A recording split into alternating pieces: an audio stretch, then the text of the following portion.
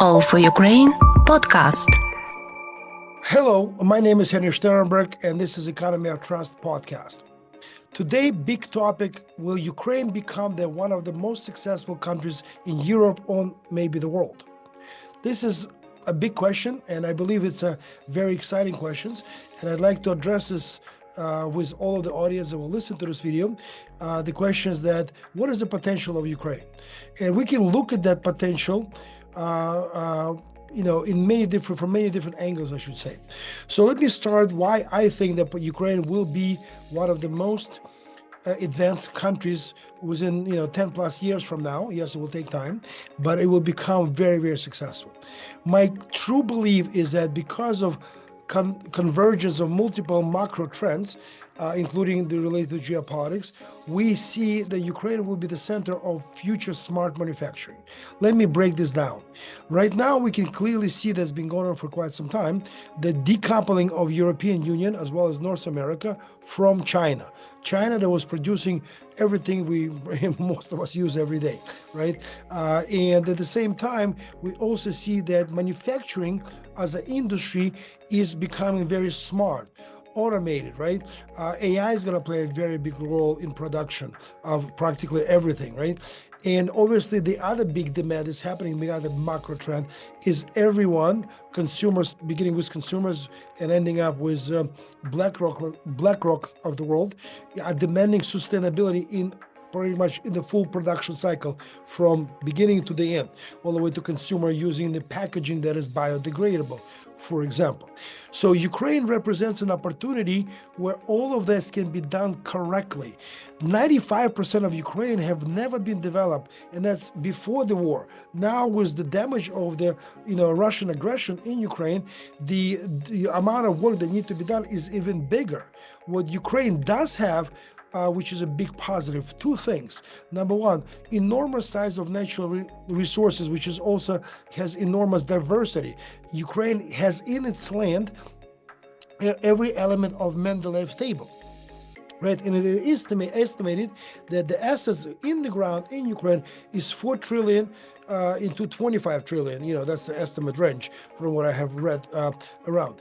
But at the same time, we clearly understand that Ukraine's geographic location and its very extensive rail network and road network as well allows for be able to not only develop those mines of lithium or other gas and oil, but also to do this in the right way based on all the recent developments around the world in terms of technology, sustainability, and others. So we can bring the world to unite around Ukraine in order to make sure that this is opportunity that everybody can pursue with maximum potential for profit, but also with minimum risks, because that's a part of the deal making that we hope to accomplish as economy of trust in Ukraine.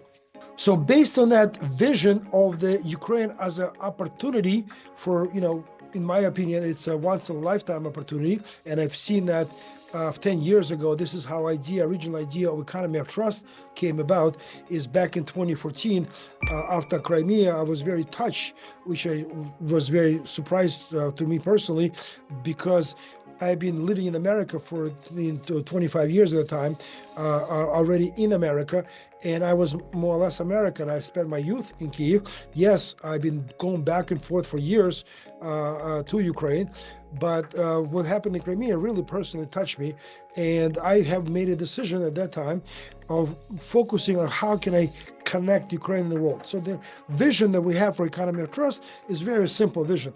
It's building a platform that connects Ukraine and the world. That's pretty much the vision.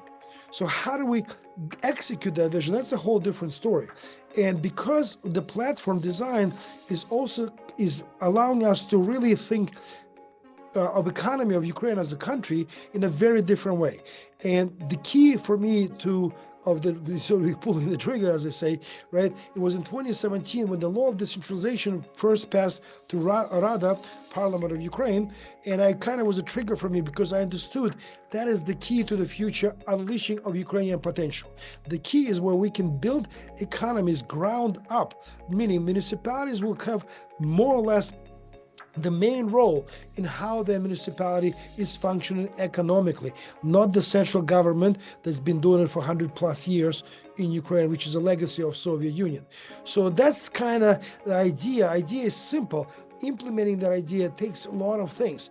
And as we get through the podcast and different sections of it, you'll see what we have created and built already today in order for the $1 trillion plaza will come into Ukraine post-war, 5 to 7 years. We're going to play a very critical role in making sure that the money goes where they need to be going, full transparencies. We're going to be making sure the quality of deals in Ukraine are prepared to engage with international community and investors.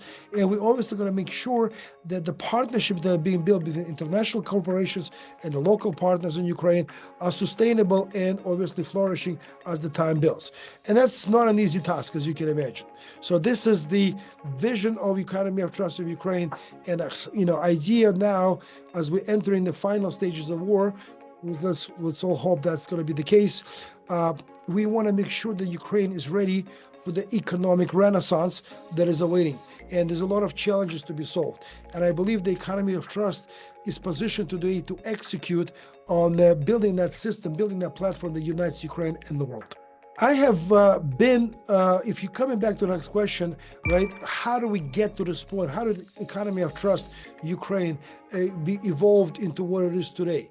And as I mentioned earlier, this journey of mine, which has lasted almost over 10 years now, going on the 11th year, is a journey that started with a very big concept, and the concept that was relatively radical, because basically my proposal is originally to build a platform, but when I got into Ukraine, when I moved back to Kyiv, I realized that in order to execute my vision, we have to completely rethink the approach of how we'll get us. And at the end of that process, I realized we need to rebuild the economy ground up. And who am I to even think of tasks like this and even think that there's a possibility of doing this, right? How do you do that, first and foremost? How do you build the economy ground up without ever, a history of doing it or having experience of doing it, or basically doing it in the country that it was before the war? It was basically already had their own cash cows. The system was established. There's a very big whales working the system in Ukraine. It is a corrupt system. How do you fight all of that? How do you figure out the way to demonstrate alternative to the existing? My personal belief, it is the reason that corruption has not been won. Fight against corruption has not been won up to this point. It is truly because there was never alternative shown to what the world without corruption can be. What's the new, economy? How can it work to benefit everybody, and nobody will have no interest in corruption? And I believe that is a fundamental thing to demonstrate there's an alternative to what is there today. And I believe the economy of trust is that alternative. But I believe that only because over many, many years, as I've been building relations one by one, hundreds, literally today I can say over 10 years, probably, a couple hundred people have been involved and basically heard from me one way or the other. There's obviously a core group of people that at different stages have done tremendous amount of work to move this project to the next phase. Today, I'm very proud to report that we have a phenomenal team that has been assembled from people from around the world, but also people on the ground in Ukraine. So that's the core of our team that is working on the economy of trust ecosystem today. In addition to that, we are building out, I should say, the network of what we call business development ambassadors. People who are around the world, experts in what they do, and I'll have a whole different podcast just on business development ambassadors that allows us to basically reach out to every corner of the world and figure out if there's companies that are interested in bringing their services, products, manufacturing into Ukraine. So we call them business development ambassadors. So to get where we are today, it's been a tremendous journey. It's been a very turbulent journey with a lot of successes along the way, with a lot of failures along the way. But at the same time, we figured out the way through massive and very fast iteration of how to get to the point where we are now, where we found our market fit. And I'm grateful to every person involved in this process, from the beginning of that process all the way to now, and obviously going forward. People is everything in any business. So another big component of Ukraine that people, in my opinion, do not really grasp is where the opportunity is. Majority of the world is always focuses on whatever the market is in the big cities. For Ukraine, it's Kyiv, Odessa, Kharkiv, Lviv. They're all beautiful cities, Dnipro, and they have their pluses and minuses like any other big city. But the opportunity from our perspective, or our focus is exactly outside of those big cities. And we are focusing on what we see as a 95% of the country, because this is where we have a greenfield opportunity, where we don't have much of the bureaucracy at the local level, where we can imagine and reimagine the future, where we can build sustainably from ground, literally from ground up, right? Where we can engage in the different types of governance as we're building out those cities. Part of our vision and part of it, what we are doing now, we have creation of what we call economic unions. It's 3 adjacent municipalities or more that decided together to work on developing economies, sustainable economy, working together in order to become more efficient and create big and better quality of life for all the citizens, for all the municipalities. Why? Why is this was such a big idea and such a good idea? Because if you look at any municipality in Ukraine, it is too small to attract big money it needs in order to change the infrastructure and everything else in the community. It simply does not have the resource, the knowledge, the experience, the network to get that done. But when we're bringing them together now, by making the project, as you're going to see in weeks and months to come, we're able to visualize the new smart city. And that is an opportunity that everybody can get excited around. That is an opportunity where everybody around the world, right? You will see one of the things you'll see is Ukrainiverse, right? Will be able to contribute to how the city should be built, what type of features should be there here.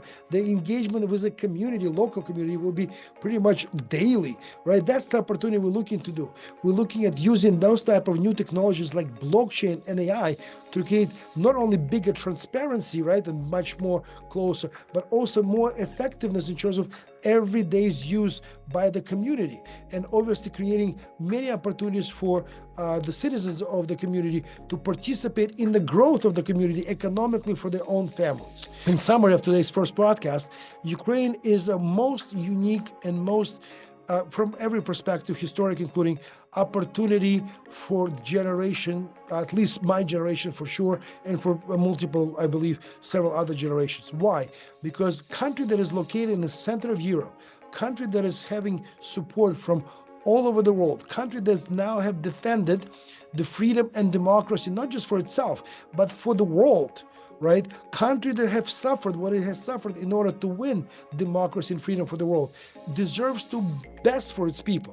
And for the world, it is going to be an opportunity to create a truly sustainable economy based on a sustainable systems engaged from the concept stage, where those particular developments by contribution from around the world, best practices, best policies, best technologies, best materials, allows the world to see how can it be done anywhere in the world. And that's the opportunity you create. In the process, of course, for all investors out there, for all chief executives of corporations, multinationals, including some of them already our partners, is an opportunity of a lifetime for a corporation, I believe, but also for every individual who will be involved. It is an opportunity to influence historic events that are already unfolding in front of our eyes today, but will be unfolding post-war, which hopefully will come very, very soon. My name is Henry Sternberg. Please share this podcast. Hope to see you next time on the Economy of Trust podcast. Thank you very much.